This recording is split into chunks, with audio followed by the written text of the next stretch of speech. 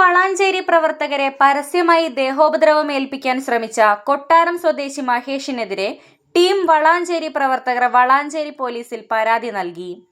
മയക്കുമരുന്ന് കൊട്ടേഷൻ സംഘങ്ങൾക്കെതിരെ പ്രവർത്തനങ്ങൾ തുടരുന്നതിന്റെ ഭീഷണിയാണ് നിലവിലുണ്ടായതെന്നും ദേഹോപദ്രവം ഏൽപ്പിക്കാനുള്ള ശ്രമം പൊതുജനങ്ങളെ അണിനിരത്തി ചെറുക്കുമെന്നും ടീം വളാഞ്ചേരി പ്രവർത്തകർ പറഞ്ഞു. വാഹനത്തിൽ പോയിരുന്നു, ബൈക്കിൽ പോയിക്കൊണ്ടിരിക്കുമ്പോൾ വഴിയിൽ നിന്ന് ഈ മഹേഷ് എന്ന വ്യക്തി, വെള്ളാട്ടുപടി മഹേഷ്, കൊട്ടാരത്ത് താമസിക്കണേ, ഓൻ കൂക്കി വിളിച്ച് ഓനങ്ങോട്ട് പോയി. ഞാനും തന്നെ അങ്ങോട്ട് എൻ്റെ വഴിക്കും പോയി.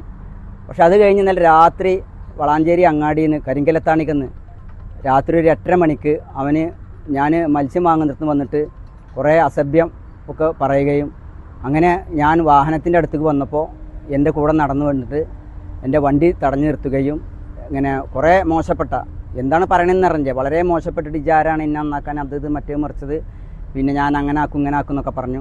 കൂട്ടത്തിലോൻ പറഞ്ഞു ഞാൻ എൻ്റെ വീട്ടിൽ കയറി വരും, എന്നിട്ട് മറ്റേതാക്കും മറിച്ചതാക്കും, ഇനി എനിക്ക് നിങ്ങളൊരു കുറച്ച് ആൾക്കാർ, കുറച്ച് ടീമിൻ്റെ ആൾക്കാർ ഒക്കെ ഞാൻ എല്ലാവരും നിലക്ക് നിർത്തും, അങ്ങോട്ടാക്കും എന്നൊക്കെ പറഞ്ഞു.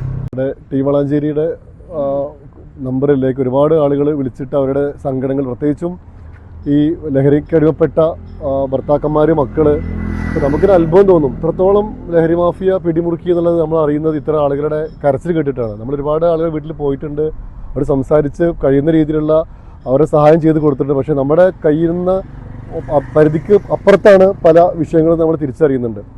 അപ്പോൾ അതിന് കൂടെ തന്നെ ഈ ലഹരി മാഫിയയുടെ ആളുകൾ സംഘം ചേർന്ന് നമ്മളെ ആക്രമിക്കുന്ന രീതിയിലേക്ക് കൂടി വരികയാണെങ്കിൽ കാര്യങ്ങൾ കൈവിട്ട് പോകുമെന്നുള്ള കാര്യം തീർച്ചയാണ്. അതുകൊണ്ട് തന്നെ നിയമപാലകർ ഇത്തരം മാഫിയക്കെതിരെ ശക്തമായി മുന്നോട്ട് വരികയും ഈ ലഹരി കച്ചവടം നടത്തുന്ന വ്യക്തികൾക്കും ആ സംഘങ്ങൾക്കും എതിരെയുള്ള നടപടികൾ ഒന്നുകൂടി ഊർജിതമാക്കണമെന്നാണ് ഇപ്പോൾ പറയാനുള്ളത്.